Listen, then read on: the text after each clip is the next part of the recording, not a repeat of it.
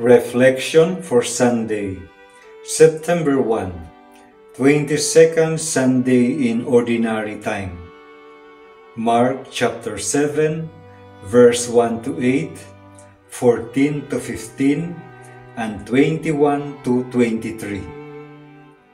A middle-aged wife was always seen by her husband every morning carefully fixing herself, especially her makeup, before going to work. One morning, the husband inquired, "Why are you so particular about your physical appearance?" The wife retorted, "I need to look good so that I always look fresh and young."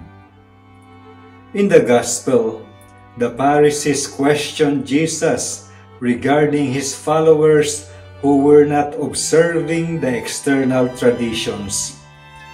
However, Jesus would have none of it because for him, external observance is simply a facade.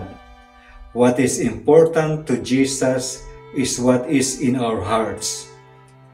Many of us are like this middle-aged woman, very particular about our external appearance and the impression we convey. However, what is the use of an external impression if we don't follow the commands of the Lord? What is the use of a pretty or handsome appearance if we are spewing expletives and scorn? Physical appearance is useless, for it is passing and temporary. What is important is what is inside us, like the goodness and purity of our hearts, which we translate into actual acts of love, mercy, and compassion. What matters is that we do good without seeking recognition, honor, or adulation. What is important is that we follow the commands of the Lord and not the temptations and commands of the devil.